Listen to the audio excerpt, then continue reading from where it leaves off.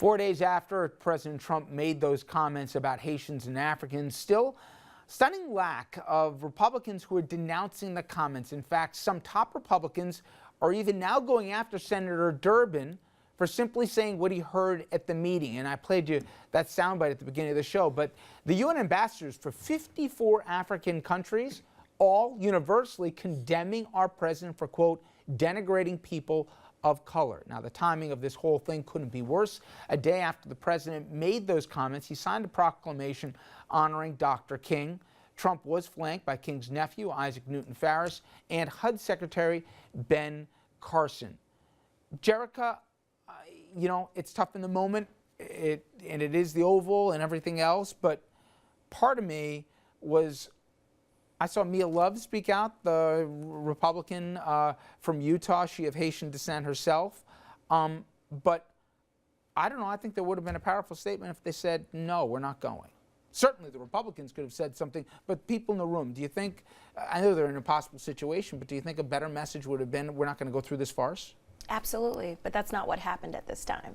And I think what happened is not surprising, that anytime someone is, I think, quote unquote, under fire for something they've done or said that relates to a specific group, the first thing they do is trot somebody out that is representative of that group, right? But I don't want us to get caught up in the photo op, right? Because, I mean, the optics here, we know what game is being played, and that's pretty clear. And the president got criticism today because he played a round of golf here instead of doing what past presidents have done, Democrat and Republican alike, which have been honored the day and done something.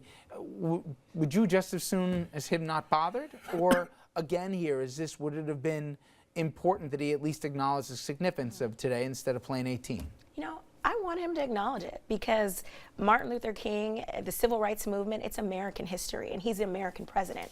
I don't think it's something he should deflect. I don't think it's something he should duck. I don't think he should make a photo op out of like surrounding himself with members of the King family, but you have to acknowledge this day. It's a day for all of us.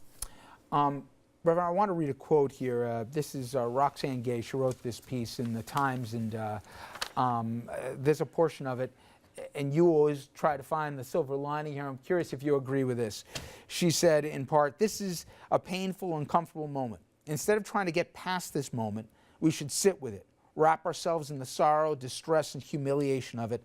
We need to sit with the discomfort of the President of the United States referring to several countries as S-holes.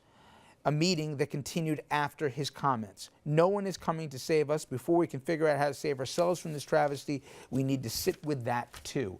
Not an uplifting message, but also one to say this isn't just another crazy news cycle in a crazy year. Let's not move past it. Do you agree with her?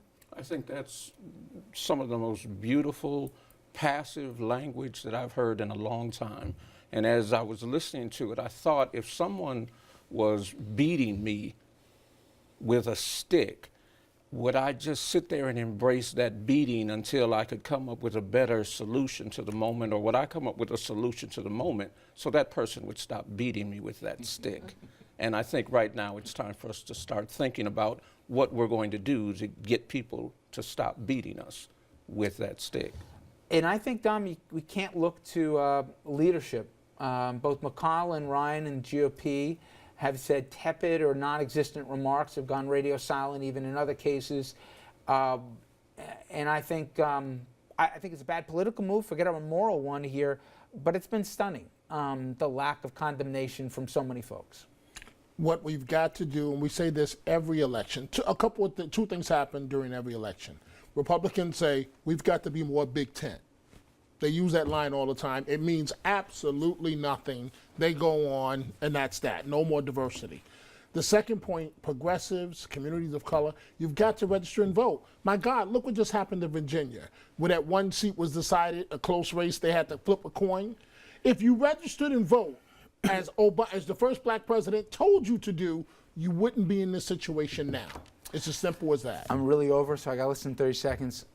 Are you more or less optimistic than you were a year ago about this country? Less optimistic, and I don't know if it has to do with just Donald Trump. He's accelerated it, but less optimistic. And I think the problem is, respectfully, I think the Democrats are just as bad as Republicans. I think that we give them a green light because we have the boogeyman there, but less optimistic. They both have a lot of fault in this area, and I'm a Democrat, a lifelong Democrat. I think they're a big part of the problem. And on that uplifting note, when we come back, though, words, though, that move the country and certainly won't hurt listening to again. The I Have a Dream speech straight ahead.